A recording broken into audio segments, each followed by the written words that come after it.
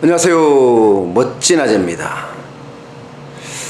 대한민국 기업들이요, 앞다투어서 대한민국을 떠나고 있다고 합니다. 와, 참 안타까운 일이에요. 작년에 해외 직접 투자가 사상 최대였다고 합니다. 무려 437억 달러를 투자를 했어요. 그만큼 대한민국에서 빠져나간 거죠. 이거는요, 굉장히 심각하게 봐야 될 사건입니다. 일반적으로 외국인 투자자가 단순하게 재무적 투자적인 목적으로 국내의 증권시장이나 부동산 시장이나 채권 시장에 들어왔다가 빠져나가는 돈하고는 본질적으로 다릅니다. 생산을 하기 위해서 한국 내에 투자를 하게 되면 그 투자로 인해서 일자리가 만들어지고, 일자리가 만들어지면 부가가치가 자꾸 커지는 그런 투자가 필요한데, 그게 외국으로 나간다는 뜻입니다.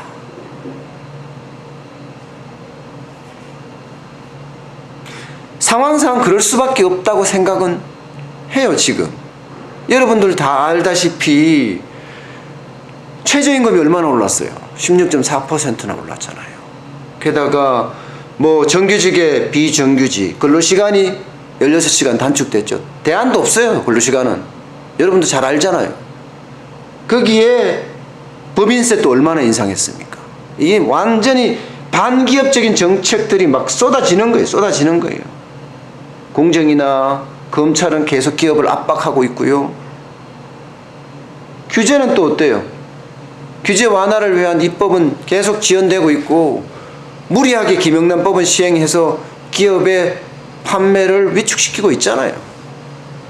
모든 것이 하나가 이렇게 뭉쳐서 국내에서, 대한민국에서 기업으로 할 수 있는 생태계가 너무너무 나빠지다 못해 실망스럽다는 거예요. 그래서 떠나는 거예요. 재작년에는요 391억 달러 정도가 됐어요. 그러니까 2016년이었죠. 그때보다도 많이 증가한 수치입니다. 자, 보자고요. 앞으로도 이게 좋아질 징조는 전혀 없습니다. 전혀 없습니다. 가장 빠르게 생각할 수 있는 문제가 금리 인상인데, 그러면 지금 1.5%에서 1.75가 됩니다. 우리는 1.5%에 가만히 있을 거고요. 그러면 금리 역전이 일어납니다. 금리 역전이 일어나는 순간 외국인 투자자들은 빌린 돈을 갚기 위해서, 혹은 이자율이 더 좋으니까 새로운 투자를 위해서 대한민국에서 자금이 빠져나갈 확률도 굉장히 많습니다. 이제 그 자금들이 와서 주식시장에 투자가 되면 그게 기업으로 가서 기업이 생산에 투자할 수 있는 여력이 생기는 건데, 그 여력마저도 지금 빠져나갈 위기에 처해져 있는 거죠. 그렇다고 통화정책을 함부로 쓸 수도 없습니다. 그러니까 기업들 입장에서는 미국이 금리가 올라간다고 자금이 그리 몰리겠네? 하는 생각을 할 수밖에 없는 거죠.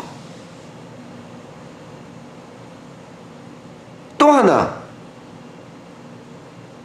지금 트럼프 대통령의 무역 전쟁입니다.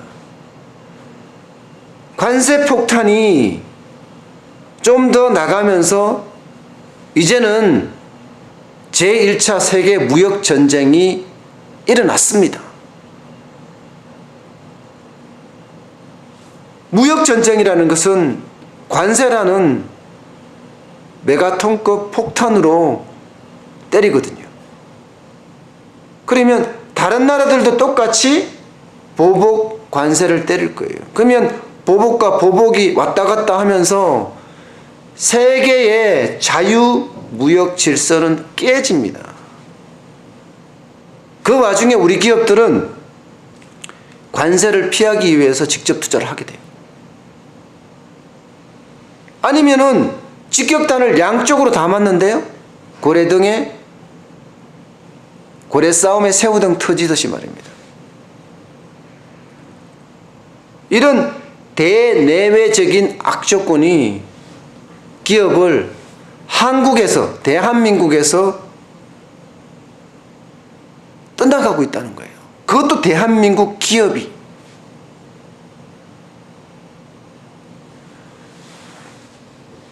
잘 봐야 될 것 같습니다. 기업이 외국계 기업도 아니고 대한민국 기업이 떠난다는 것은요, 지금 내부에 문제가 심각하다는 거예요. 앞서 말씀드렸던 모든 노동시장의 경직성이라든가 임금 인상이라든가 이런 것들이 떠나게 하고 있는지는 아닌지 다시 한번 생각을 해봐야 되는 시점인 것 같습니다. 과거에는 대기업만 해외에 직접 투자하면서 여기서 부품이며 반제품이며 수출하니까 수출 유발 효과가 있었어요. 그런데 이제는 중소기업까지 같이 나가고 있다는 거예요. 그게 더 가슴 아픈 거예요.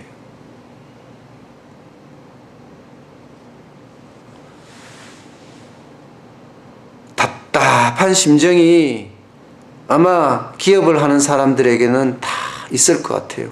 오죽했으면 조국을 떠나겠습니까? 뭔가 경제정책 전반에 대해서 살펴볼 필요가 있습니다.